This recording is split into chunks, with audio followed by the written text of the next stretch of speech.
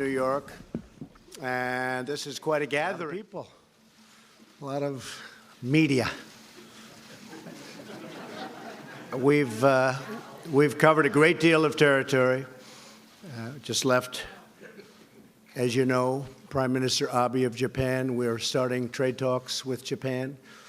They were not willing for years to talk trade, and now they're willing to talk trade, and I'm sure we'll make a very good deal. Just concluded, as you know, 2 days ago, signed a deal with South Korea, trade deal, tremendous deal with South Korea. It means a lot of business for our farmers. We're opening up for farmers. We're opening up for a lot of different groups.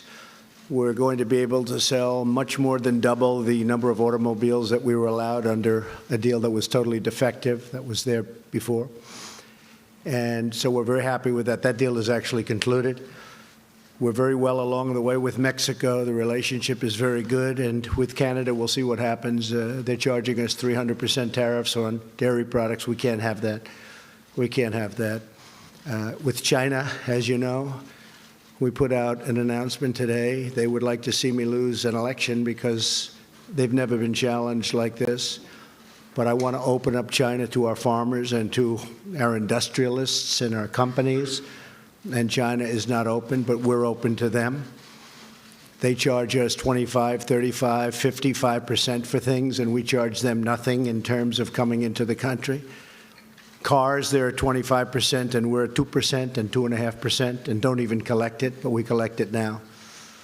So we're doing very well in our situation with China on trade. I have a great relationship with the president of China, President Xi, but it's got to be a two-way street. It, for 25 years and longer, was not. And trillions of dollars was taken out of the United States for the benefit of China. We just can't have that. We have to make it fair. So we're at $250 billion now at 25% interest, and a lot of money is coming into our coffers. And it's had no impact on our, absolutely, by the way, no impact on our economy, which I said it wouldn't.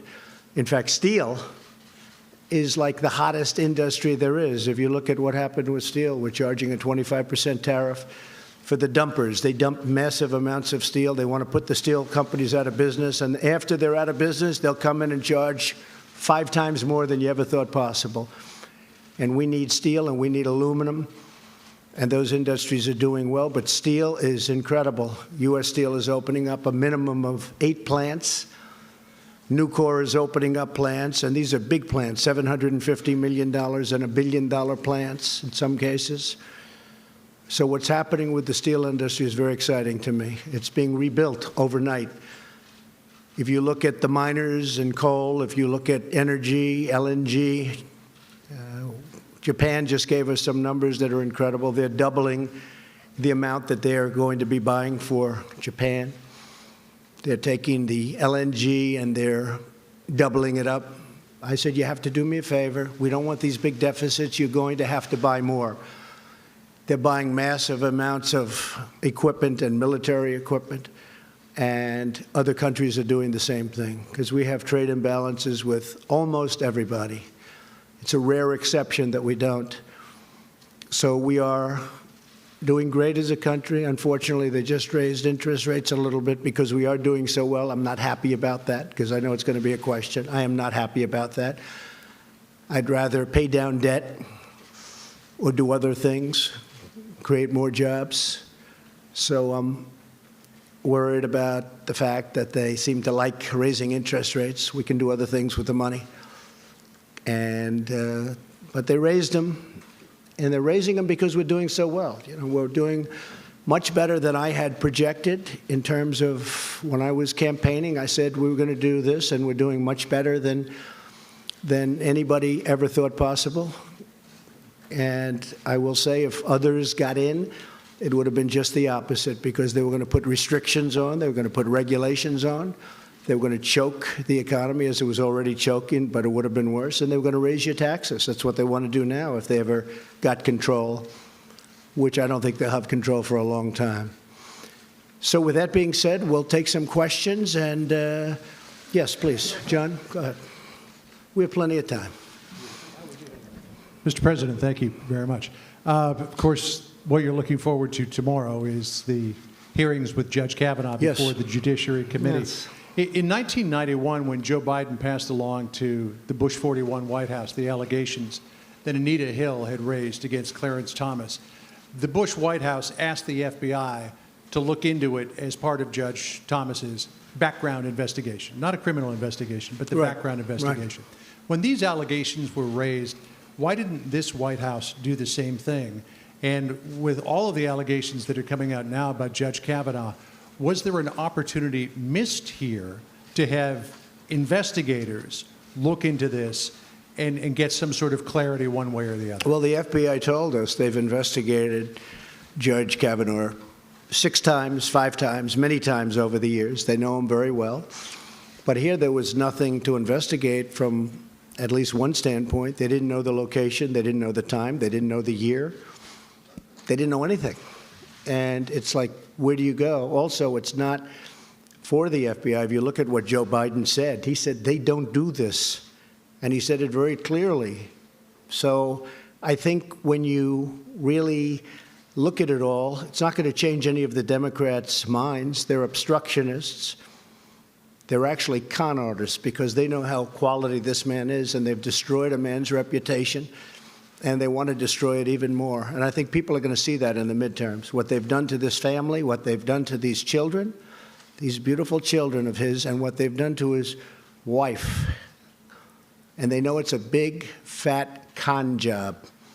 And they go into a room, and I guarantee you, they laugh like hell at what they pulled off on you and on the public. They laugh like hell. So it wouldn't have mattered if the FBI came back with the cleanest score, and you understand that very well, John. If they would have come back with the most perfect, we found everything and he's perfectly innocent of everything, it wouldn't have made a difference. You wouldn't have gotten one vote. Now, we will get votes from the Democrats if we win. You'll have 3, 4, or 5 Democrats giving us votes because they're in states that I won by 30 and 40 points, and they're going to give us votes. But other than that, you probably won't get any, John. Yes, go ahead, please.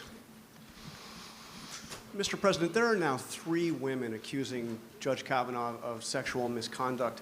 Are you saying that all 3 of those women are liars? Is there anything that could be said at this hearing tomorrow that could cause you to withdraw the nomination? Anything at all that... I won't get into that game. I only tell you this. This is one of the highest quality people that I've ever met. And everybody that knows him says the same thing. And these are all false to me. These are false accusations in certain cases, and certain cases, even the media agrees with that. I can only say that what they've done to this man is incredible. You know, it's very interesting. I pick a lot of judges. I have 145 judges I will be picking by the end of a fairly short period of time because President Obama wasn't big on picking judges. When I got there, I said, how is this possible? I have 145, including Court of Appeals judges. And they just didn't do it. You know why? They got tired. They got complacent. Something happened. I have 145 judges. Everybody wants to be a federal judge, not just a Supreme Court judge. I'm talking about Court of Appeals. I'm talking about district court. I don't think they're going to want to so much. I'll be calling people, and we'll have people calling people that do this. And people are going to be scared because we could say it about you. 35 years ago, you met, and you might not know what's going on. What is going on? Why did they wait so long? Why did Senator Feinstein wait till the hearings were over and make this case? Why didn't she bring it right at the beginning when you ask about, as an example, the FBI? Why didn't they bring this right at the beginning, during the hearing? You would have had all the time in the world for the FBI. It would have been fine. Now, the FBI, as you know, did investigate this time, as they have 5 or 6 other times, and they did a very thorough investigation. But this is a big con job, and I would love to be in the room with the Democrats, close the door, you guys are all away outside waiting, And Schumer and his buddies are all in there laughing how they fooled you all. Let's just stop them. A big fat con. Yeah, go ahead. But, Mr. President, if I could follow up, you have daughters. Can you understand why a victim of sexual assault would not report it at the time? Don't you understand? By the way, I only say this. 36 years, no charge, no nothing. But that happens often. I mean, people are going to have to make a decision. 36 years, there's no charge. All of a sudden, the hearings are over, and the rumors start coming out. And then you have this other con artist, Avenatti, come out with another beauty today. I only say that you have to look at the facts. The senators are very capable people. They're very good people. I know many of them. They're friends of mine.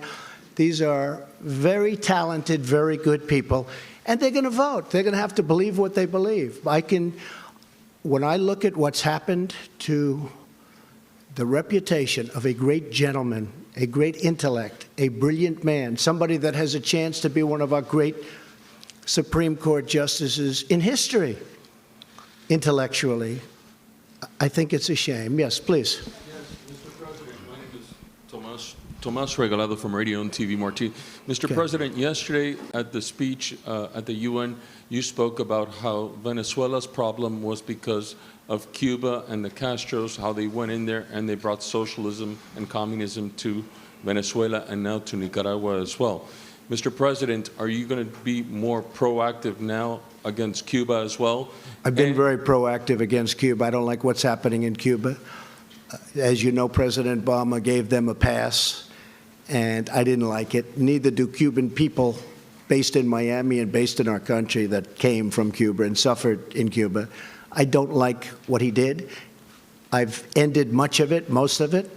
I don't like what's happening in Cuba, and I certainly don't like what's happening in Venezuela. Yes, Mr. please. President. Go ahead. Mr. President, just to finish really fast, you said also that you had a call to action to ask the leaders around the world to also end socialism. Would you like to be recognized as a Well, I person wouldn't say that socialism has been working really well around the world. Okay, you can take a look at Venezuela as your number one, I guess the one that's most obvious. But you take a look around the world, socialism is not exactly riding high. Please. Thank you, Mr. President. Go ahead. Thank you very much. If you don't mind, after I'm finished, if Ouija or Hallie or Vivian or one of our female colleagues could go after me, that would be great. Mr. President, just to follow up on these allegations against Brett Kavanaugh. What does he mean by that? Explain. What does that mean? I think it would be great if a female What does it mean? reporter No, what does it mean? It would be great if a female reporter would ask you a question about this issue. So if you don't mind, I wouldn't mind that at all, no. Wouldn't mind it at all. All right, well, let me, if I could Wouldn't make follow any up. difference to me. All right. Go ahead. If I could follow up on John and John's question, why is it, Mr. President, that you always seem to side with the accused and not the accuser? You have three women here who are all making allegations, who are all asking that their stories be heard. And, you know, if you look at the case of Roy Moore, if you look at the case of one of your staffers, you seem to time and again side with the accused and not the accuser. Is that because of the many allegations that you've had made against you over the years? Well, first of all, I wasn't happy with Roy Moore. Let's get that straight. But Roy Moore was a Republican candidate, and I would have rather had a Republican candidate win. I was very happy with Luther Strange, who was a terrific man from Alabama, but Luther Strange had a lot of things going against him. As far as women, whether it's a man or a woman, these are, you know, it can happen the other way. Allegations can go the other way also. You understand that. And whether it was a man or a woman, 30 years ago, 36 years ago, in fact, they don't even know how many years ago because nobody knows what the time is. That's a long time. And I could pick, as an example, hopefully I won't have to do it as a replacement, because hopefully this is going to go very well on Thursday. It's going to go very well on Monday or Saturday or Sunday or whenever they vote. But I could pick a woman, and she could have charges made from many years ago also. But don't you And understand, I sir, would that look many at of the these, character. many of No, these what I have to accusers do. Are reluctant to come forward. You've raised doubts about these accusers. Many of them. I don't think people are come reluctant to forward. come forward. They're going to have a chance to speak. they have a major You're chance to saying speak. why 35 years Excuse me. later? They have a major chance to speak. And it will be tomorrow, I assume. We've delayed this, meaning the Republican senators, not me. The Republican senators have delayed this for weeks now. They're giving the women a major chance to speak. Now, it's possible I'll hear that and I'll say, hey, I'm changing my mind. That is possible. We want to give them a chance to speak. You think all three and they're should have the given. chance? All three should have the chance? Well, whoever is given a chance. We've delayed it a long time, but they're going to have a big shot at speaking and making their case. And you know what? I could be persuaded also. Okay? Thank you. Yes, please. Please, go ahead. Go ahead. I'd like to go. Yes, go ahead, please. Thank you, Mr. President. And Thank a couple you. of questions for you to follow up on some answers that I didn't quite hear from you, if you would allow me a couple of questions. First of all, do you think these women, all three of them, are liars? Yes or no? Have they been what? Are they liars? I can't tell you. I have to watch tomorrow. I have to read. I just heard about one a little while ago. I can tell you her lawyer is a lowlife, okay? So I can't tell you whether or not they're liars until I hear them. I don't know what happened today because I've been very busy with Japan, with South Korea, with China, and about 7 other countries, as you know. And I chaired the Security Council. So I don't know about today's person that came forward. I do know about the lawyer. And you don't get much worse, bad reputation to take a look at his past. So as far as the other women are concerned, I'm going to see what happens tomorrow. I'm going to be watching. You know, believe it or not, I'm going to see what's said. So it's possible that they will be convincing. Now, with all of that being said, Judge Brett Kavanaugh has been for many years one of the most respected people in Washington. He's been on, I guess you'd call it, the second highest court. And every single person knows him. A lot of people know him well. And those people don't believe what's going on. I can always be convinced. I have to hear it. It sounds like what you're saying is there is a situation, there is a scenario under which you would withdraw Brett Kavanaugh's nomination. Is that correct? If I thought and have you talked about that with him? thought he was guilty of something like this, yeah, sure. And you will wait until tomorrow to make up your I mind want to about it? watch. I want to see. I hope I can watch. I'm meeting with a lot of countries tomorrow, but I will certainly in some form be able to watch. And I'll also rely on some very fair and talented Republican senators who, look, if we brought George Washington here and we said we have George Washington, the Democrats would vote against him, just so you understand. And he may have had a bad past. Who knows? You know, he may have had some, I think, accusations made. Didn't he have a couple of things in his past? George Washington would be voted against 100% by Schumer and the con artists. I mean, 100%, 100%. So it really doesn't matter from their standpoint. That's why when John asked about the FBI, if the FBI did the most thorough investigation in the history of the FBI and they found him to be 100% perfect, he would lose every single vote. Now, if the Republicans win tomorrow, I think you're going to get some votes from the Democrats. You know why? Because we all know why, because it's called politics. Then you'll probably get some votes. Okay, let's go. One more question? Yes. Just to follow up she stands again up. I'd like to ask about 3 questions. It's not really fair to everyone else, but should I let her ask another question? Follow up on Go ahead.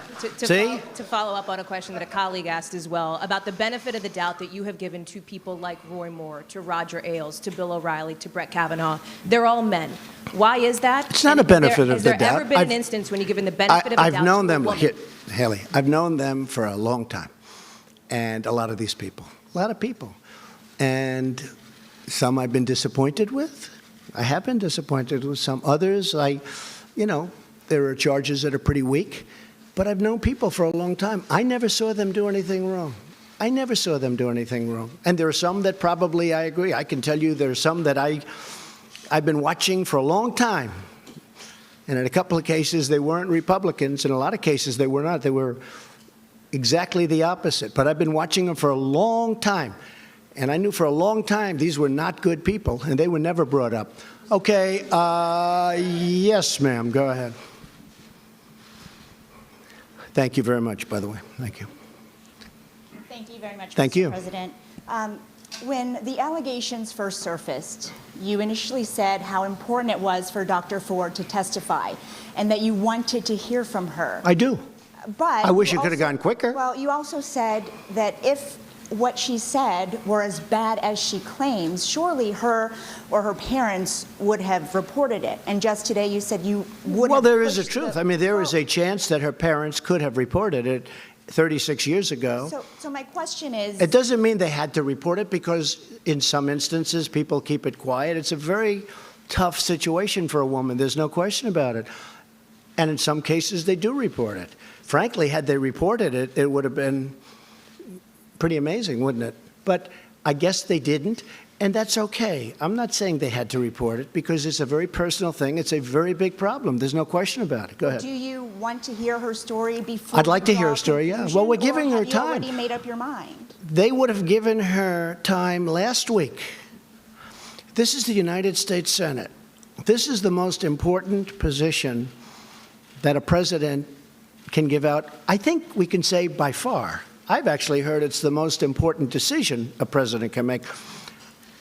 I disagree with that. War and peace. I always say war and peace. And after that, Supreme Court justice, right? I look forward to hearing from her. We could have heard from her last week. We could have heard from her for a long time. It'll be interesting to hear what she has to say. Okay? And let me follow up on Jim's question. Mr. President, let me follow up on Jim's question that I don't think we got an answer to. Which one? Which question?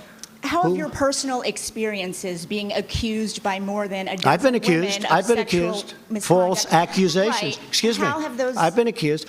And I was accused by, I believe it was 4 women. You can check with Sean Hannity. You can check with Fox, because they covered it very strongly. And Who how got have paid? those Excuse me. shaped- Excuse me. I was accused by 4 or 5 women who got paid a lot of money to make up stories about me. We caught them, and the mainstream media refused to put it on television. They refused to even write about it. There were 4 women, and maybe more. I think the number is 4 or 5. But one had a mortgage paid off her house, $52,000. Another one had other things happen. And the one that reported it, I believe, was offered $750,000 to say bad things about me. And she is the one that reported it. This woman is incredible. She reported it instead of taking the money. So I've had numerous accusations about me. Right. They made false statements about me, knowing they were false. I never met them. I never met these people. And what did they do? What did they do? They took money in order to say bad things. I've had stories written in the New York Times front page about 4 women, the whole top center front page of the New York Times. I think it was 4 big pictures. I said, wow, that's a big thing. What's that? These were women that were quoted saying bad things about me. Not the worst things about me, but bad things. And I said, gee, that's too bad. I knew them a long time ago, 15 years ago, 20 years ago. I said, that's too bad. I'm surprised at them. And then all of a sudden I see them on television, nothing to do with me. The next day or day later, they were incensed. They said, Donald Trump is a nice guy. We never said this. The New York Times did false reporting. They're fake news. And you know what? The New York Times would not report that their story was fake. These women said great things. Not only did they not say the bad stuff, they said great things about me. Front page. And those women, they're incredible women. They went on television, and they didn't want to, and I didn't ask them.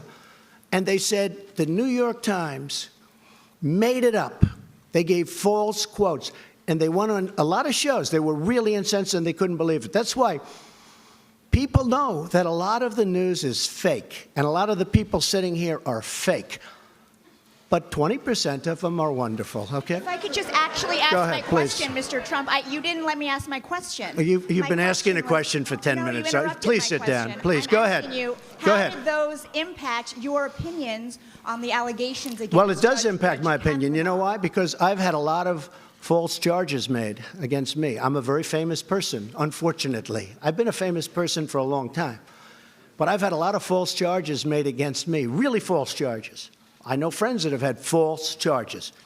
People want fame, they want money, they want whatever. So when I see it, I view it differently than somebody sitting home watching television where they say, oh, Judge Kavanaugh, this or that. It's happened to me many times. I've had many false charges.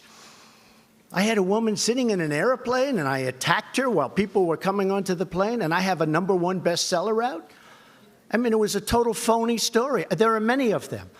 So when you say, does it affect me in terms of my thinking with respect to Judge Kavanaugh? Absolutely, because I've had it many times. And if the news would have reported these 4 people, I couldn't believe it. When I heard that they caught these 4 people, I said, wow, that's a big story. And it was for Fox.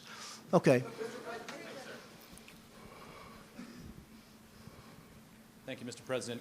Earlier today and just now, you made a significant allegation against the Chinese government. You suggested that the Chinese had meddled in or are meddling That's right. in That's the what I hear. 2018 midterm election. That's what I hear. What evidence do you have of that, sir? Is there a national We have intelligence evidence. estimate, We for have example, that evidence. you're It'll prepared come to put out. forward? Yeah, I can't tell you now, but it didn't come out of nowhere, that I can tell you. Now, Why make the charge they've now? actually admitted that they're going after farmers. I mean, I think most of you can cover that. I like that you're shaking your head. Yes, I'm going to ask you the next question because of that, okay? It's probably going to be the killer of all questions. But Why let me make the just charge explain. now if you're not let prepared to me. come forward with the evidence, sir? China now, we put on $250 billion, and they're paying 25% on that. They're paying billions and billions. This has never happened to China. And I like China, and I like President Xi a lot. I think he's a friend of mine. He may not be a friend of mine anymore, but I think he probably respects. From what I hear, if you look at Mr. Pillsbury, the leading authority on China, he was on a good show. I won't mention the name of the show recently, and he was saying that China has total respect for Donald Trump and for Donald Trump's very, very large brain. He said, Donald Trump, they don't know what to do. Never happened. Well, one thing they are trying to do is they're trying to convince people to go against Donald Trump, because a normal, regular political person that has no concept of what the hell he's doing would let China continue to take $500 billion a year out of our country and rebuild their country. I mean, they were building 29 massive bridges, like the George Washington Bridge. They're building things that we don't build anymore. But we're starting to build them again. And our economy now is hotter than it's ever been. I don't know if you saw the confidence levels this morning that just came out. Fantastic. And in all fairness to the Fed raising rates, they're raising rates because we've never done like we're doing now. And one of the things that is nice about the rates, the people that were hurt the worst by these zero interest rates, and, you know, when President Obama had an economy that was the worst comeback since the Great Depression and all that, you've all heard that. But remember, he was playing with zero interest money. He was playing with funny money. That's easy. I'm playing with fairly expensive money. So when he does that, the people that benefit are people that actually, in their whole life, they would save 10, 15, 20% of their salary, put it in the bank. Those people got killed because they put their money in the bank. They were going to live off the interest, and there was no interest. Now those people are starting to get interest. And those are the people, frankly, that deserve to, you know, they did a great job. The people that did it right, the people that did the best job got hurt the most. So in one sense, I like it, but basically, I'm a low interest rate person, I hate to tell you. Yes, ma'am. Yes, go ahead. Mr. President, Yes. you have another meeting tomorrow with Rod Rosenstein. Yes. Are you planning to fire Rod Rosenstein? I'm talking to him. We've had a good talk. He said he never said it. He said he doesn't believe it. He said he has a lot of respect for me. And he was very nice, and we'll see. And he's a member of the Trump administration in that sense. It's the Justice Department. I would certainly prefer not doing that. There was no collusion. There was no obstruction. I mean, unless you call obstruction the fact that I fight back, I do fight back. I really fight back. I mean, if you call that obstruction, that's fine. But there's no obstruction. There's no collusion. I'm going to meet with him tomorrow. I may call Rod tonight or tomorrow and ask for a little bit of a delay to the meeting, because I don't want to do anything that gets in the way of this very important Supreme Court pick. So I don't want it competing and hurting the decision, one way or the other decision. Again, I want to hear what she has to say, but I don't want to do. So I may delay that. I'm going to see. I don't want to do anything that's going to conflict with that. But my preference would be to keep him and to let him finish up. You know, I call it a witch hunt, and it is a witch hunt. If you look at the FBI statements with Strzok and his lover, Lisa Page, if you look at all of the things that have gone on in the FBI, if you look at McCabe taking $700,000 from a Hillary Clinton PAC, essentially run by Terry McAuliffe, who's her best friend in the world, and he gives them hundreds of thousands of dollars. And he's in charge of her campaign, and his wife is getting all of this money to run. She lost. To run. I mean, what's going on? If you look at the horrible statements, like, way to go, Page, great story you put into a newspaper, essentially, now we'll go and investigate that group. It's terrible. We have caught people doing things that are terrible. I would much prefer keeping Rod Rosenstein. Much prefer. Many people say I have the right to absolutely fire him. He said he did not say it. He said he does not believe that. And nobody in this room believes it. By the way, I deal with the people in this room. I was with Mike Pompeo before. We were dealing at a very high level with Japan. And I was saying things that nobody in the room even understood. And I said to him a long time ago, and I was right. He said, that's not the 25th Amendment that I'm looking at. I think I can say that from Mike. So you don't think anyone in your administration has ever discussed using the 25th Amendment against you? I don't think so. Oh, well, yeah, enemies, sure. You use Within anything your you can. administration or your cabinet? You use anything they can. They're not in love with me. They're not going to beat me in the election. They know that. They're not going to beat me. The people that I'm looking at are total lightweights. I dream of running against those people. Maybe I'll come up with somebody that's not. They're not going to beat me. I'm against what they want to do. I'm in favor of law enforcement. I'm in favor of safety and security and low taxes. I want low taxes. I want borders. We're getting another $1.6 billion in borders. I want borders. We've spent 3.2 and we're getting another 1.6, and then eventually we're getting the whole thing and we'll complete the wall. They don't want that. They don't want that. They don't want the things that I have. Now, I must say, I know many of the Democrats. They'll say things and then wink at me. And again, it's the same old story. They'll say things, they don't mean it. It's politics. The reason they don't want me is because they want to run the show. They want it. It's power, it's whatever you want to call it. But what they've done here is a disgrace, a total disgrace. And what they do, I know it's sort of interesting. In one case, they say, he's a fascist, he's taking over the government, he's the most powerful president ever, he's a horrible human being, he wants to take over the entire government and he's going to do it, we can't stop him. That didn't work. The next week he said, he's incompetent. I said, well, wait a minute, in one case I'm taking over the world, and in the other case, he's incompetent. They tried that for a week, that didn't work. Look, these are very dishonest people. These are con artists. And the press knows it, but the press doesn't write it. Wow, that's a lot of hands. That's a lot. Steve, go ahead. He's a very high-quality person, this man, but he'll probably hit me with a bad one. Why, go ahead, give it to me. Give it to me, Steve. Reuters. You're getting letters from Chairman Kim. Why do you need a second summit with the North Korean leader so soon? And what because he'd like it. What would it be for?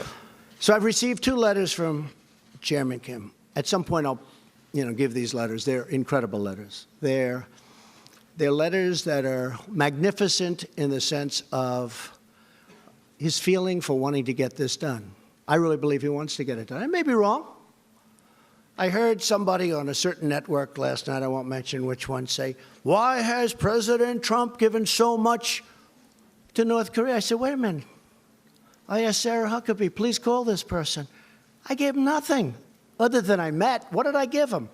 I didn't do what Obama did, give him $1.8 billion in cash to get back 4 hostages. I got back our hostages. I never paid them anything. I haven't paid them 10 cents. But he wants to make a deal, and I'd like to make a deal. We actually have a very good relationship together, a lot different than the last time I was at the United Nations. That was a little bit rough. Don't forget, that time, they said, oh, Trump is saying these horrible things. He's going to get us into a war. You're going to have a war If I wasn't elected, you'd be in a war. And President Obama essentially said the same thing. He was ready to go to war. You would have had a war and you would have lost millions, not thousands. You would have lost millions of people. Seoul has 30 million people, 40 miles and 30 miles from this very dangerous border. If I wasn't elected, you would have had a war. President Obama thought you had to go to war. You know how close he was to pressing the trigger for war? Millions of people. With me, nobody's talking about that. Nobody's talking about that. We have a very good relationship. He likes me, I like him, we get along. He wrote me two of the most beautiful letters. When I showed one of the letters, just one, to Prime Minister Abiy, he said, this is actually a groundbreaking letter. This is an incredible, this is a historic letter. And it is a historic letter. It's a beautiful piece of art. And I think we're going to make a deal. Will we make a deal, Steve? I don't really know. But I think we're going to. In the meantime, and I've said it, I don't want to bore you, no rockets, no missiles, no nuclear tests, for over a year. Well, you haven't seen. Before I got here, everybody in this room thought you were going to war. And then what happened, it was funny. They said he was terrible. He was so rough with Chairman Kim Jong-un. He was so rough. It's terrible. He's going to cause. Well, I had a great meeting with President Putin. And on that one, they said, he was too soft with President Putin. I had a great meeting with President. It lasted for 2 hours. We discussed everything. Ukraine, Syria, Israel and Israel's protection. We had a great meeting. They wanted me to end up in a boxing match. And you know what? If I was killer tough with President Putin, they would have said, he was too tough. You can't win with these people, but you just keep going. In the meantime, we're doing well. Go ahead. So how long do you think it should take North Korea to denuclearize? I don't know. I don't want to get into estimates of 1 year. Steve, I don't want to get into the time game. You know why? I told Mike Pompeo, I said, Mike, don't get into the time game. We stopped them. They're taking down plants. They're taking down a lot of different testing areas. They're going to take down some more. You'll be hearing about that very soon. I don't want to go ahead of myself, but you'll be hearing about it soon. They have no interest right now in testing nuclear. We had a case just about when I was coming into office, you'll remember it, where there was a massive, they thought it was an earthquake. A mountain moved over an inch and a half. We're talking about mountains. North Korea is very mountainous, beautiful land, beautiful. This mountain actually shifted. It shifted. And somebody thought it was an earthquake. And then they found out, no, this was nuclear testing. Shifted a mountain. I'm talking about serious stuff, serious size. When I came in, and certainly before I came in, and even at the beginning of mine, because when I was having rhetorical contests, really, I guess you could call it, with Chairman Kim, which we both smile at now and we laugh at, but everybody thought that was a horrible thing. We've had many presidents who were unable to do anything at all with North Korea. We now have a good relationship. We have a good relationship. And most importantly, all of the things that you've been hearing about, the horror stories, in my opinion, they're gone. Now, could they start up again? Yes. I'm a deal guy. Could they start? Yeah. Could be that we don't work it out. I think, I have it right here. I think that what we've done behind the scenes, which nobody really knows about, and I don't blame you for not knowing about, personal letters, private letters, but saying they want to get it done. We know much more than the media for a change, much more. But if you saw what's going on behind the scenes, I think you'd be very impressed. We were a country going to war. I really believe that President Obama would admit that he said it's by far his biggest problem. When I sat with him prior to going into office, he said to me that's by far the biggest problem. And he said to me that he was very close to going into war. And millions of people, not, they say, oh, thousands of people. No, not thousands.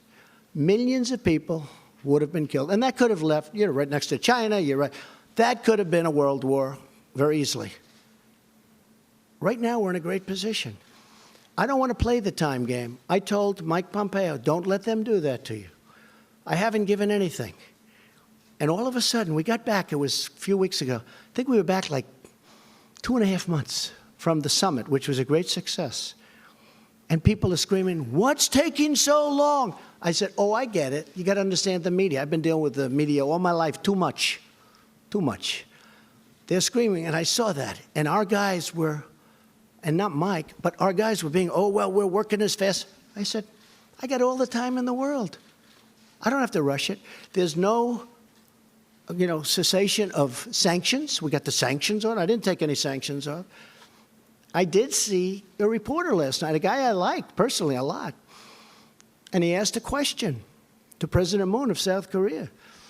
He said, why did the president give so much? I didn't give anything. I gave nothing. What have I given? Other than some time. Yes, I flew to Singapore. We had a meeting. Now, giving would be if I took the sanctions off.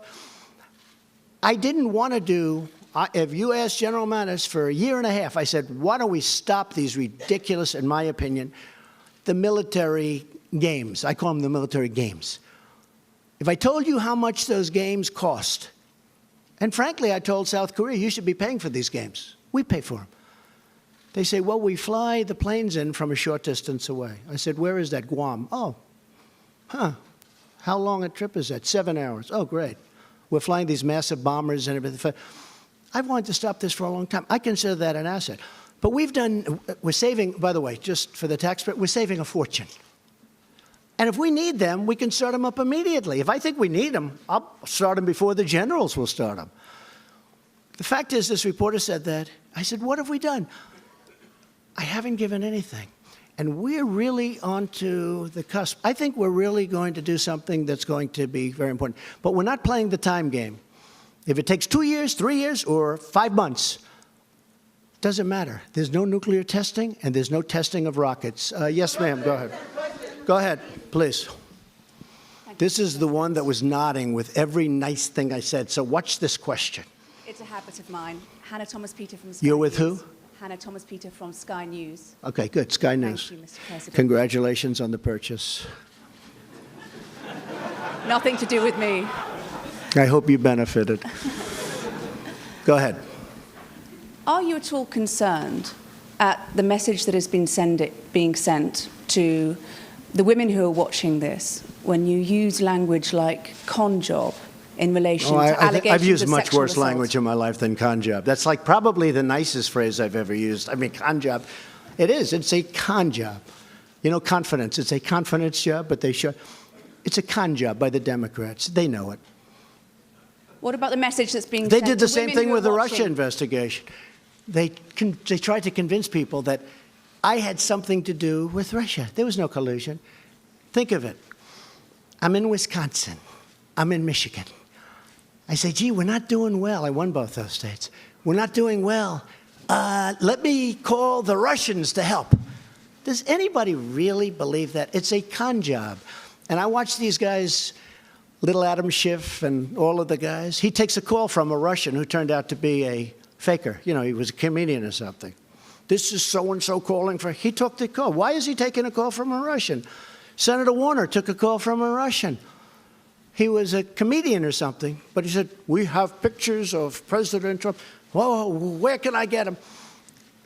If we ever did that, it would be like a big deal.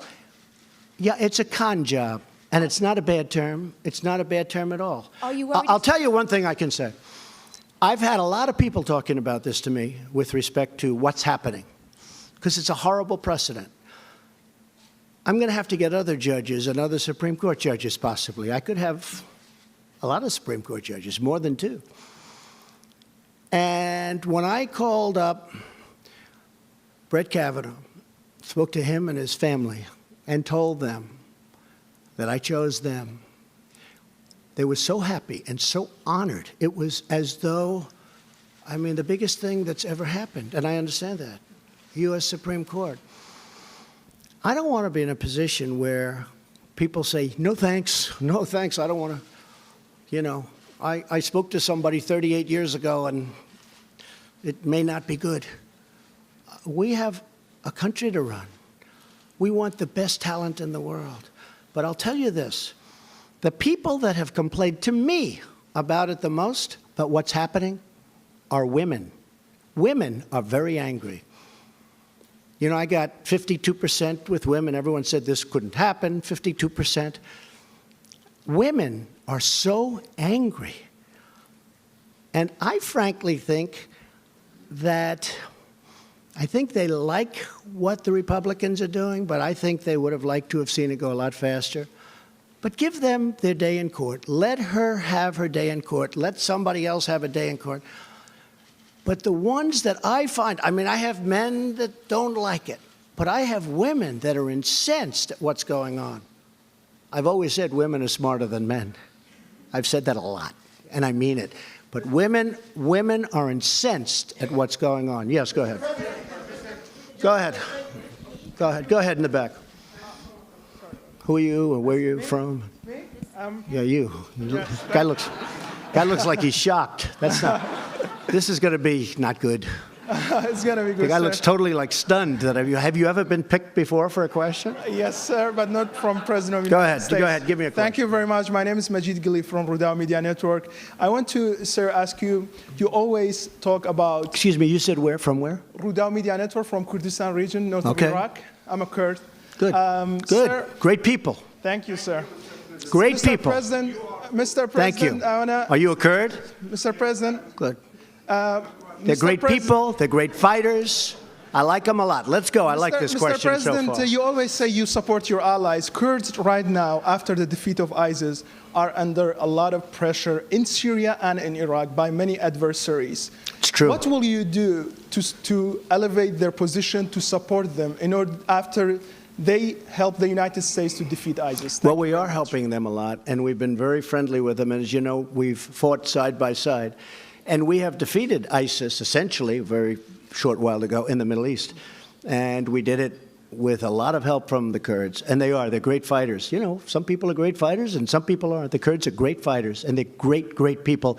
And we're discussing that situation exactly right now. What will you do to support them, sir? Well, I'm just telling you, we're going to be discussing that situation. We have already started discussing that situation, but we have had tremendous support from the Kurds in defeating ISIS. And okay? about Syria, sir, in your speech you did not mention... Yes.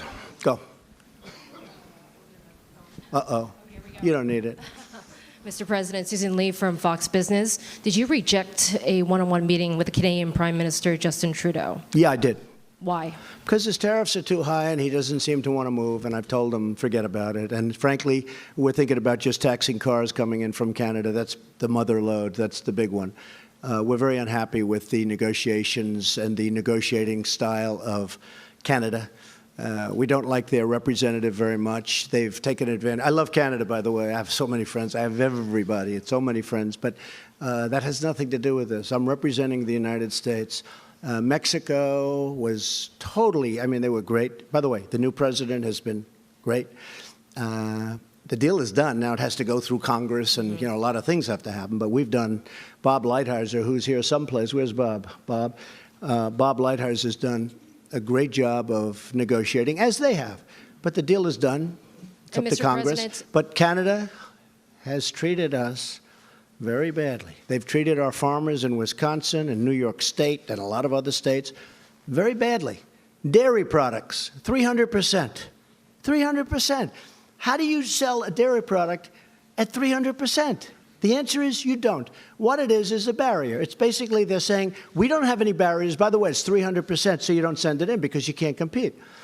So Canada has a long way to go. I must be honest with you. We're not getting along at all with their negotiators. We think their negotiators have taken advantage of our country for a long time. We had people that didn't know what they were doing, and that's why we had, over the last 5 or 6 years, if you average it out, we had $800 billion a year in trade losses. It's ridiculous. It's not going to happen. What about NAFTA? Sir, Mr. President, NAFTA.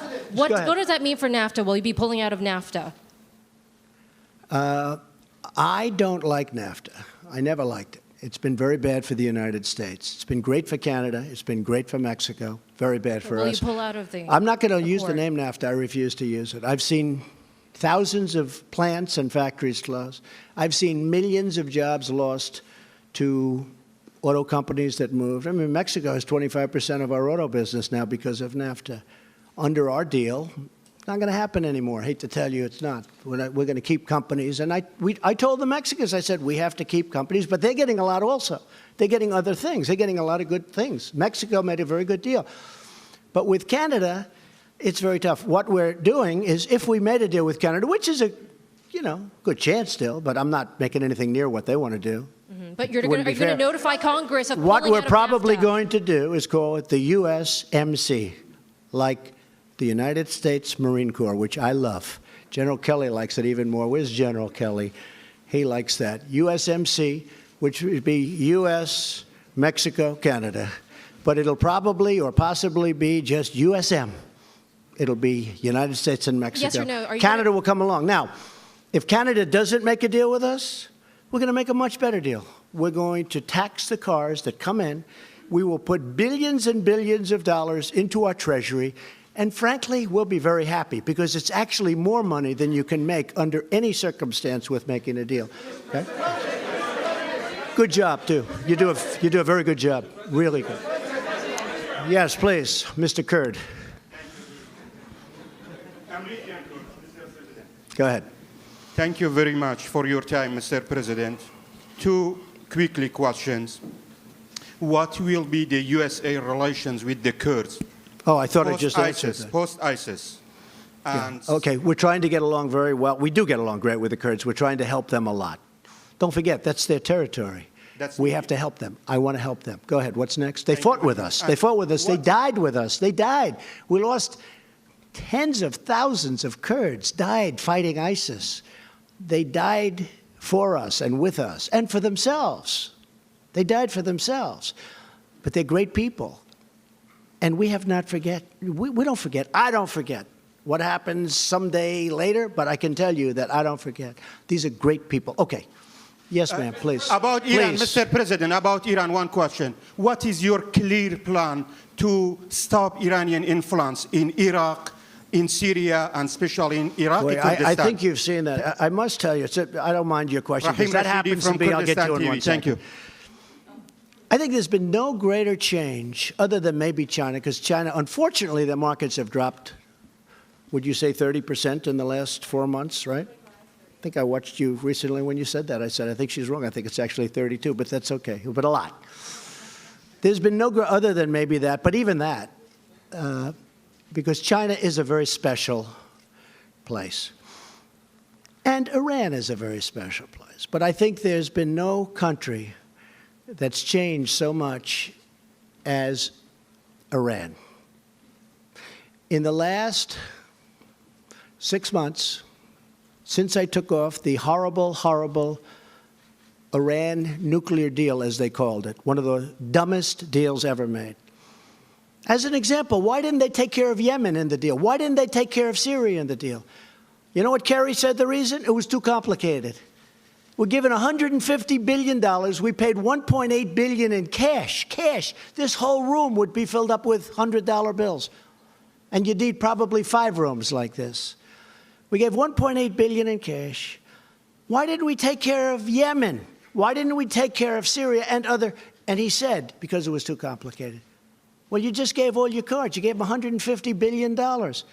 And now Yemen's a mess, but it's getting better. And Syria is a mess. And I was responsible, and I hope it stays that way, when I put out on social media a few weeks ago about Idlib province. I said, don't do it. I'll tell you, it happened where I was at a meeting with a lot of supporters, and a woman stood up and she said, there's a province in Syria with 3 million people.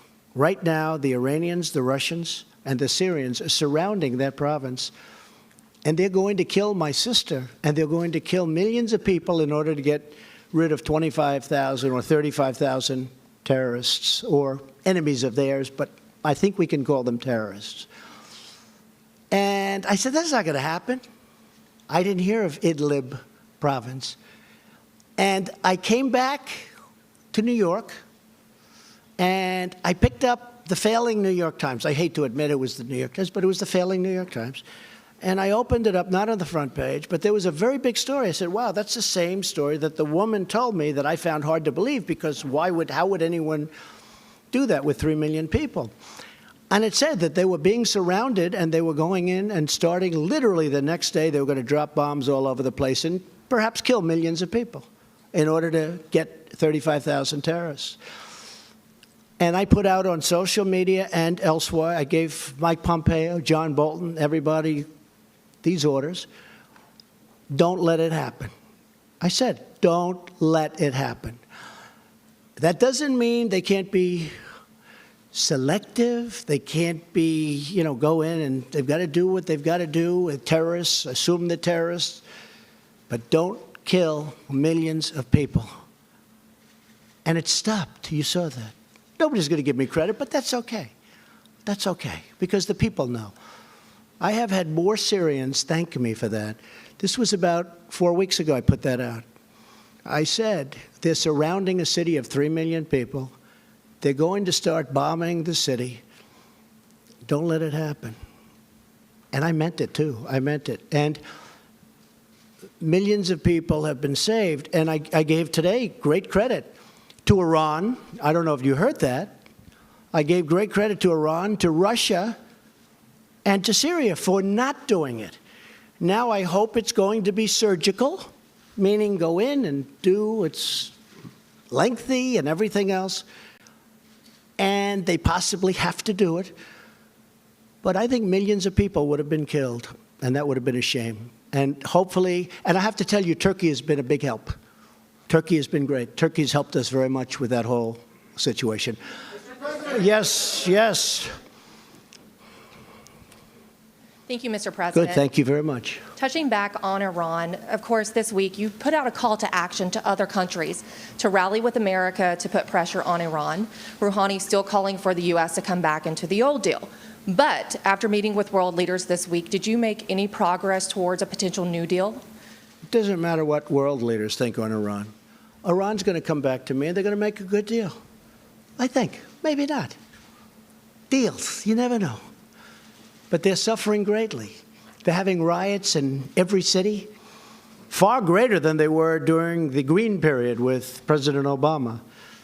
Far greater. When President Obama stuck up for government, not the people, he probably would have had a much different Iran had he not done that. But I'm sticking up for the people. I am with the people of Iran. But here's the thing. They have rampant inflation. Their money is worthless. Everything is going wrong. They have riots in the street. You can't buy bread. You can't do anything. It's a disaster. At some point, I think they're going to want to come back and they're going to say, hey, can we do something? And I'm very simple. I just don't want them to have nuclear weapons. That's all. Is that too much to ask? I don't want them to have nuclear weapons. I want them to have a great economy. I want them to sell so much oil so that the oil prices, I'm not happy with OPEC. I told them, I'm not happy with OPEC. We take care of all these people. We defend them. They wouldn't be there for 2 weeks if it wasn't for me and the United States and our much stronger armed forces than it was, because our armed forces was depleted. We had old equipment. Now we have, hey, you know better than anybody, $700 billion and $716 billion. We have the most incredible new jets and everything. We need it. Not that I want to spend it, although it is jobs. It's all made in the United States. But Iran has to come back and they have to talk. And I'm not doing this from strength or weakness. I'm just saying at some point I think they're going to have to come back. If you look at what's going on, companies are leaving left and right. Mercedes-Benz just left. They're all leaving. They don't want to be in Iran because they have a choice. Do they want to be with Iran or do they want to be with us? And we picked up $10 trillion since my election. We were being caught by China. Now it's going the other way. People can't believe it. People have never seen this situation with China. Everything's always been for 20 years, oh, China's so great. China's so great. You don't hear that so much anymore. I love China. I think they're great. But you don't hear that so much anymore. You know who's great now? We're great now. Okay, how about just a couple of more? Now, I could be doing this all day long. I could be doing this all day long. Should we continue for a little while? It doesn't matter to me. A couple of more? I don't care. New York Times. Come on, New York Times. The failing New York Times. Stand up. Go ahead. No, I'm talking about the Times is failing. You are far from failing. Go ahead. Okay, but you were pointing to me, so you meant me. The Times are very interesting, though. The Times I think they're going to endorse me. Yeah. I think that ABC, Fox, I like Fox, I really do. But I think ABC, CBS, NBC, The Times, they're all going to endorse me, because if they don't, they're going out of business. Can you imagine if you didn't have me? Go ahead. What would you like to say? Just to be sure, I know you were pointing to me, but I work for PBS News. I know that. No, I know that. Okay. I know that. So I want to ask you, yesterday you were talking about your administration's accomplishments at the United Nations, and a lot of the leaders laughed. Why do you think they were Well, that's laughing? fake news. And what was that experience like? It's like? fake news. And it was covered that way. Okay. So I said that since my election, our economy has become the hottest in the world. Tax reductions, regulations, confidence levels are the highest in 18 years, really soon to be historic. Unemployment is the lowest in the history of our country. You look at black unemployment, you look at Asian unemployment, you look at women 65 years. The unemployment numbers are among the best we've ever had, ever. The numbers of new companies pouring into our country, which nobody thought was possible. And I said this, and I was in front of a large group of highly professional people, most of whom are from either other countries or the United Nations, people that aren't big into clapping, applauding, smiling. And I heard a little rustle. As I said, our country is now stronger than ever before. It's true. I mean, it is true. And I heard a little rustle, and I said, it's true. And I heard smiles, and I said, oh, I didn't know there'd be that guy. They weren't laughing at me. They were laughing with me. We had fun. That was not laughing at me. So the fake news said people laughed at President Trump. They didn't laugh at me. People had a good time with me. We were doing it together. We had a good time. They respect what I've done. The United States is respected again. The United States was not respected. Everybody was taking advantage of us, from jobs and taking our companies and not paying the price to so many other things, even military protection. I told a number of countries over the last few days, I said, listen, you're a very rich country. We protect you. Without our protection, you would have real problems. You would have real problems. I said, you should reimburse us for this protection. Why are we protecting you? And do you want to know what they said? After about 2 minutes of talking, they agreed with me. And you can ask this group of very talented people. They agreed with me. But they said, one of them said, but Mr. President, nobody ever asked us for that. They never asked us for that. Nobody's ever said, you should pay. These are really wealthy countries. I mean, I'll be honest, I just asked Japan. I said, we're defending you. You're a very wealthy country. You're sending us millions of cars. You're making a fortune. We have a tremendous trade deficit with you. And we're defending you, and we're subsidizing your military with a massive amount of money. I said it to South Korea. We have 32,000 soldiers in South Korea.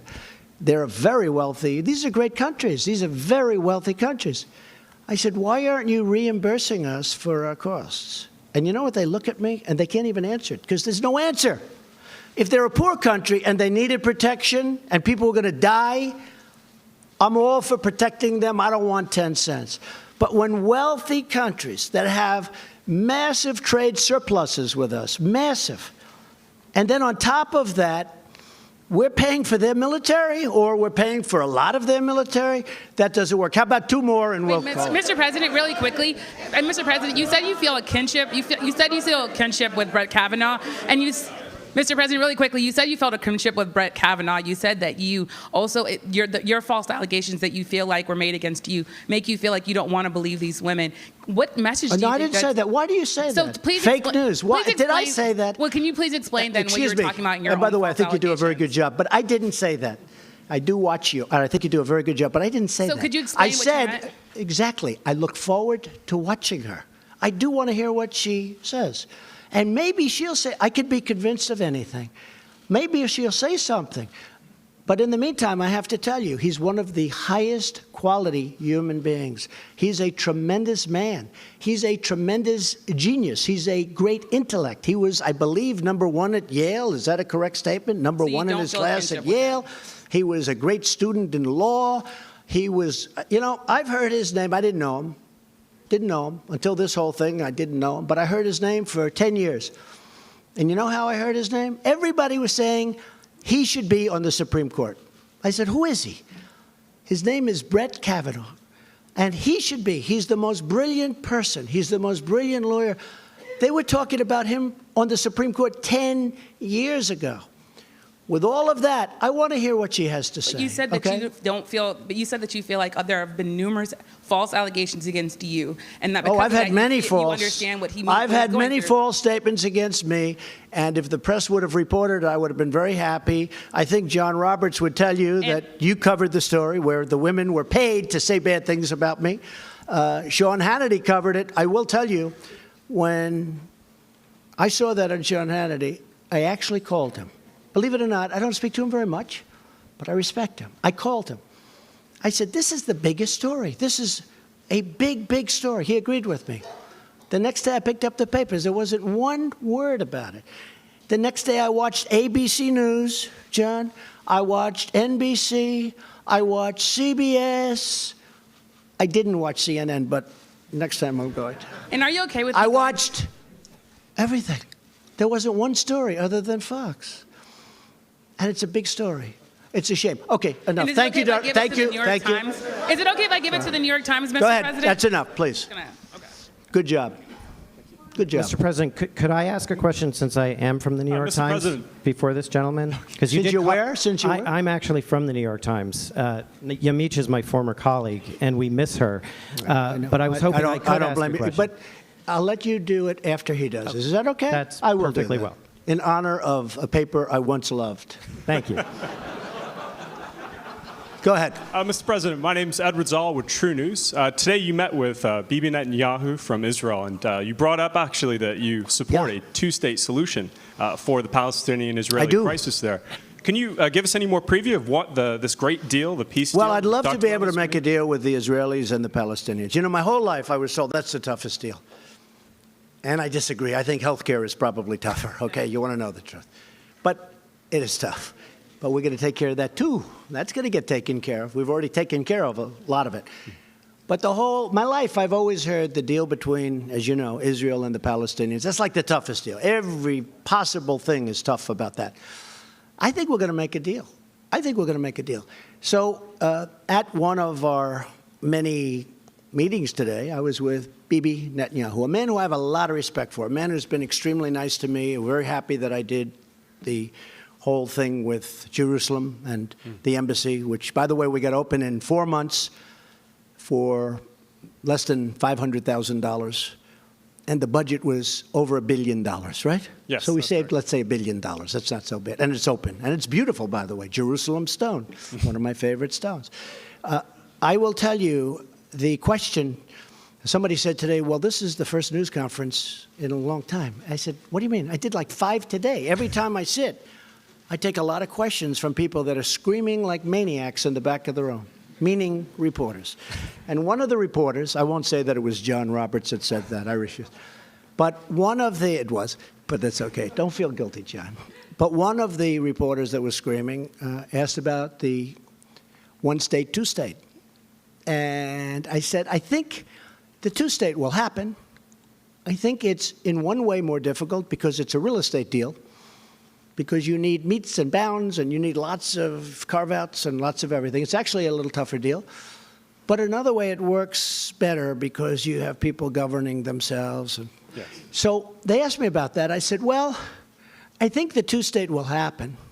I think we're going to go down the two-state road. And I'm glad I got it out. And Jared, who's so involved, he loves Israel. He loves Israel. But he's also going to be very fair with the Palestinians. He understands it takes two people to be happy, two groups of people to be happy. Everybody's got to be happy. And that's why it's so tough, because there's been so much hatred and anger for so many years. That's what probably the number one ingredient of toughness is. But they asked me, I said, I think it's going to be a two-state. And you know what I did today? By saying that, I put it out there. And if you ask most of the people in Israel, they agree with that. But nobody wanted to say it. It's a big thing to put it out. It's a very big thing to put it out. Now, the bottom line, if the Israelis and the Palestinians want one state, that's okay with me. If they want two states, that's okay with me. I'm happy if they're happy.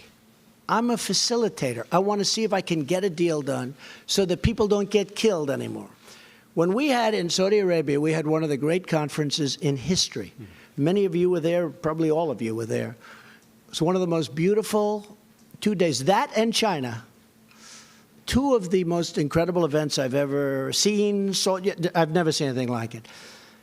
And we had, I believe, 58 Muslim countries, the leaders, the kings, the emirs, the absolute leaders from every. There was nobody in second place. They were the leaders of the whole thing. And unbeknownst to anybody else, people would come up to me individually. It wasn't a setup. They'd come up to me and say, "Sir, you can't have peace in the Middle East without peace between the Israelis and the Palestinians." I said, "Why? What difference? Why does that matter so much?" They said, "It just is impossible to make peace in the Middle East unless you have between the Israelis." So I heard that from one, the king of Saudi Arabia, who's a great guy, King Solomon. And then somebody else came up, and he wasn't told, "Oh, go up and say it." I know where they're coming from. And I must have had 12 leaders say it, and they just said it. And I started to realize that peace between Israel and the Palestinians for the Middle East is a very important thing, and we're trying very hard to get it. I think probably two-state is more likely, but you know what? If they do a single, if they do a double, I'm okay with it if they're both happy. If they're both happy, I'm okay with either. I think the two-state is more likely. Okay, how about one? Go ahead. New York Times? New York Times? Okay. Thank you, sir. I would have gotten a bad story in the New York Times, but I will anyway, so I guess it doesn't matter. Okay, we'll do you after that, and then we'll call it quits. We're kind of thriving, not failing these days. You're doing very well. Yeah. Say thank you, Mr. Trump. I think I'll stop short of that. I wonder how you do. You know, all my life I've had very few stories, but I've had some on the front page of the New York Times. Now I think I average about 3 or 4 a day, right? That is and true. of the 3 or 4, they're all negative. No matter what I do, they're negative. But you know what? That's okay. I still love the paper. Go ahead. I wanted to come back to China because I think what you announced today was really important. I agree. You talk about this friendship you have with Xi Jinping, and yet essentially what you did today is accused his government of interfering in our internal affairs, subverting our democratic process, and doing it to hurt you, the Republican Party. Doing it to help them. And your backers. Yeah, doing it to help them. So how can a guy who does that be your friend? I think that we are able to, and maybe he's not anymore. I'll be honest with you. I think we had a very good friendship. I think we had a very good relationship. We understand each other. They are doing studies on Donald Trump. They're trying to figure it all out because this has never happened to them before. It's never happened. Think of it. You've covered very well. You've never seen this happen. They're having big problems. I don't want them to have problems, but they got to make a fair deal, just like Canada's got to make a fair deal. I believe that he and I have a very good chemistry together. And I can tell you that about many leaders. I can also tell you a few where I don't feel I'll ever have a chemistry with them. I don't want to have a chemistry with them. And for those people, I'll have Pompeo, Nikki, Bolton, Jared. I can go our general, I'll have our general, or if they can't do it, I'll have Sarah Huckabee do it, right? But for the most part, I have very good with Prime Minister Abiy. Very good with President Moon. By the way, what President Moon said last night, I know you won't report it, but Bret Baier interviewed him last night, and he asked him about me. I can't say because you would say I'm too braggadocious, but what he said about me last night was an unbelievable thing. Couldn't have happened without President Trump, and it never would happen without President Trump, and nobody else could do it. You'll take a look. But I will tell you, China is very special, very special. They're incredible people. It's an incredible country. What they've done is unbelievable. And it all started with the WTO. It was a defective deal. And it all started without the WTO. China is not China as we know it today. And then it started also by our people that are standing right in this position, that are in the Oval Office, another way of saying it, allowed them to get away with murder, allowed a lot of countries to get away with murder. I think we still probably have a very good relationship. But you know what? In honor of you, I will tomorrow make a call to him. Say, hey, how you doing? Okay? I You don't just mind ask- paying billions of dollars a month I just in have tariffs? two small follow-ups. One is, how would you compare the level of interference you see today from the Chinese to what Russia did in 2016? Well, I think it's different. If you look at the Des Moines Register, they have ads that are made to look like editorials, saying about, oh, you got to stop Trump, you got to stop him, you got to vote against him. My farmers are so incredible. These are patriots. You know, on a network that doesn't like me very much, which is most of them, but a network that doesn't really treat me very good, they interviewed farmers. And they got hurt because, you know, all of a sudden China stops buying. By the way, they've started buying again. I don't know if you've noticed. And soybeans are going up and things are going up. And we've had very little hurt from what I've done. In fact, the markets have gone up and the farmers are going to do great. But ultimately, they had farmers, and these guys are amazing. I love them. And they voted for me and they love me. And they said, we don't care if we get hurt. He's doing the right thing. And you know, a lot of people, it's a complex game. A lot of people don't know exactly what it is. They don't know how to define tariff. They don't know it is really different than a tax, although it's getting close. But they know that for the first time in many, many years, they have a president that's fighting for them, that's not letting their jobs be taken to other countries, that's not allowing the kind of abuse that when you look at what happened as an example with Nafta, and for years, because it was never changed, Nafta was a defective deal the day it was signed. You know why? Because they had a VAT tax of 17%, and nobody from this country knew that. And by the time they found out, which was about a week later, nobody went and changed it. So you went many years, and they never changed it. There was a VAT tax that Mexico got. So we were 17 or 16 points behind before we even started. NAFTA was a horrible thing. So the farmers, and by the way, the steel workers, you know, I stopped the dumping. The dumping was horrible. And now if they want to dump, that's okay, but they've got to pay the United States of America 25% on everything they dump. That's okay. But as I told you before, steel is doing phenomenally well. But the farmers say, this man's fighting for us. No president has ever fought for us before. And you really have to study what's happened over the 15 years with the farmers. The farmers have been decimated over a 15-year period. They've been decimated. The farmers are going to come out great. These are great people. They're great, great patriots. I think we should finish with that one. Is that okay? Okay. Go ahead. Let's go. Fast. Sure. Always like to finish with a good one. Elton John said, when you hit that last tune and it's good, don't go back. Well, let me ask you. Have you ever seen? They do great, they're great, they hit the last tune, everyone goes crazy. Then they go back for an encore, right? And they don't hit it. And they leave, everyone leaves. They said, that wasn't a very good concert, was it? Let's go. Well, I'll ask you one final question. Don't make me wrong, go ahead. Ahead of tomorrow's hearing. Because you were asked earlier in the news conference by Say it again. About the hearing tomorrow. You were asked earlier in the news conference by my friend from Sky News about the message that you are sending to the women of the country. Right. What about the message that you may be sending to young men? You're a father. What does this moment that we're in, the cultural moment? It's a very big cultural moment. Right. So what messages do you have for the young men of America? You're right. I think it's a great question. This is a very big moment for our country. Because you have a man who's very outstanding, but he's got very strong charges against him. Probably charges that nobody's going to be able to prove. So I could have you chosen for a position. I could have you, anybody. And somebody could say things, and it's happened to me many times, where false statements are made. And honestly, nobody knows who to believe. I could pick another Supreme Court justice. I could pick another one. This could go on forever. Somebody could come and say 30 years ago, 25 years ago, 10 years ago, 5 years ago, he did a horrible thing to me. He did this, he did that, he did that. And honestly, it's a very dangerous period in our country. And it's being perpetrated by some very evil people. Some of them are Democrats, I must say, because some of them know that this is just a game that they're playing. It's a con game. It's at the highest level. We're talking about the United States Supreme Court.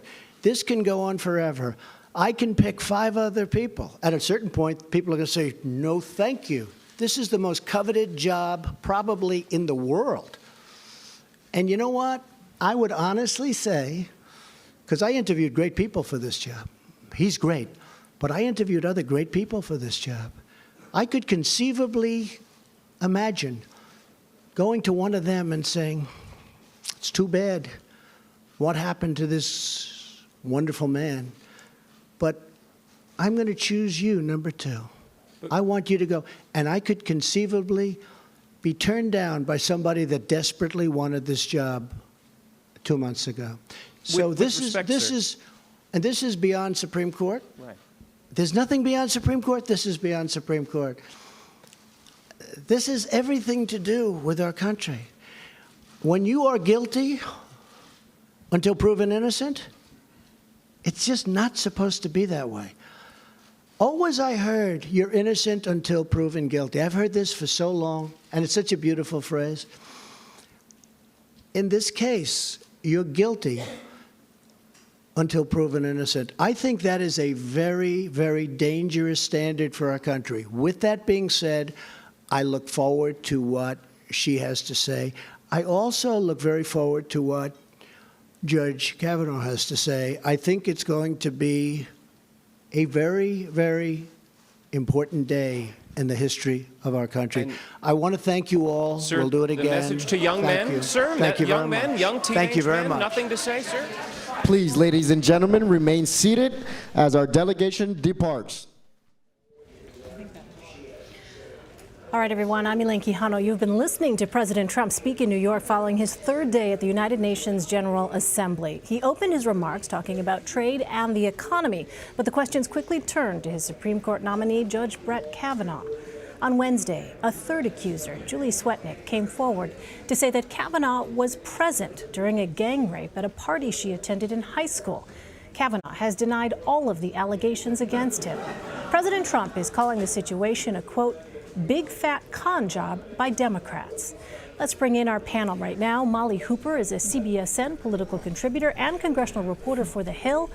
Ed O'Keefe is a CBS News political correspondent. And here in New York, Errol Barnett, Caitlin Huey-Burns, and Julie Rendelman. Julie is an attorney in New York.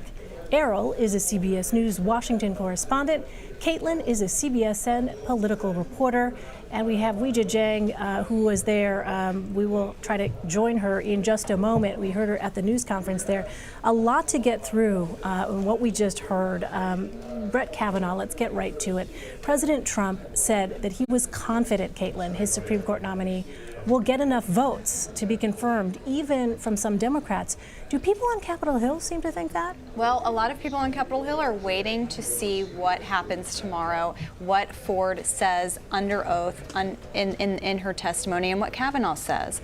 We have to consider a couple of things here, just the backdrop to this press conference, which ran about an hour and 20 minutes long. The president has been watching news coverage for the past week, all focused on Kavanaugh and these accusations. And I think the question that Weijia Jiang brought up was really significant to get the president's worldview on this, because the president himself has been has many accusations of sexual assault against him, and whether that informs his own view about Kavanaugh, and he acknowledged that in fact it does.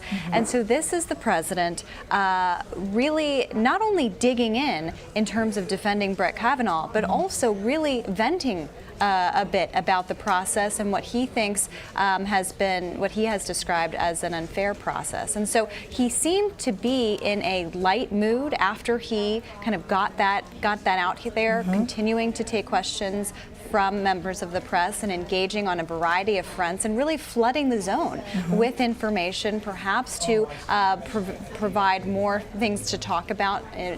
But really, his defense of Kavanaugh seems pretty strong at this point. And we'll see, but he also said, we'll see what happens tomorrow.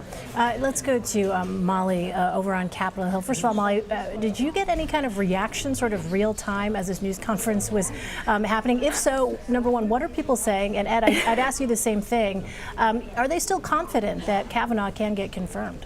Well, I'm going to channel my inner Jeff Flake, who I actually did speak to earlier today. Briefly, he was in a hurry. And the president reiterated things that he said before. But this morning it was particularly interesting when he said, I think the Republicans up on Capitol Hill have been too nice. We should have voted on this. They should have voted on this several weeks ago. If it was me, I would have done it quicker. But they've been really too nice. And Jeff Flake said to me, he goes, well, this is the Senate. We are not the White House. And, making the point that it is more collegial, it is more cordial, and that's something that Grassley was hearing during the Wednesday lunch, from what I understand, the point that Republicans have gone above and beyond trying to get these witnesses, these accusers, these allegations, the people behind the allegations, to come up and testify. And there is a possibility that the Senate Judiciary Committee could hear from the most recent woman who came out with allegations. But that remains to be seen. Still, up on Capitol Hill, they sort of feel like, well, Republicans are kind of feeling with, the more that comes out, there is a question, at least from what I understand from one or two Republicans, that that this may be coordinated between Democrats, because they point to Senator Feinstein having held on to that information for so long before it became public, or before she sent it to the FBI to make it more public and to get an investigation on it. Julie, let me turn to you. We have Christine Blasi Ford's prepared testimony ahead of the hearing on Thursday, and I want to read some of that because people may not have had a chance to take a look at that. This is on the third page of this. Quote, "There was music already playing in the bedroom. It was turned up louder by either Brett or Mark once we were in the room. I was pushed onto the bed and Brett got on top of me. He began running his hands over my body and grinding his hips into me. I yelled, hoping someone downstairs might hear me, and tried to get away from him, but his weight was heavy. Brett groped me and tried to take off my clothes. He had a hard time because he was so drunk and because I was wearing a one-piece bathing suit under my clothes. I believed he was going to rape me. I tried to yell for help. When I did, Brett put his hand over my mouth to stop me from screaming. This was what terrified me the most and has had the most lasting impact on my life. It was hard for me to breathe, and I thought that Brett was accidentally going to kill me. Both Brett and Mark were drunkenly laughing during the attack. They both seemed to be having a good time. Mark was urging Brett on, although at times he told Brett to stop. A couple of times I made eye contact with Mark and thought he might try to help me, but he did not." So to remind people, those are the recollections of a woman who says this is what happened to her at the age of 15. And at the time, Brett Kavanaugh was 17 years old. Based on your experience as a prosecutor who has prosecuted sex crimes, would it be unusual for someone of that age to not necessarily report to authorities in a timely way? Absolutely not, and I think we see that today. We see it now more, I think, because of the Me Too movement with Harvey Weinstein. We see it with Bill Cosby. We see it with the Catholic Church, in which young men came forward years later. Either they were too scared to come forward, they didn't tell their close family members. So it's not unusual at all. And so this complainant or this victim has to be treated like any other victim, whether an individual came forward yesterday or they came forward or the events happened 30 years ago.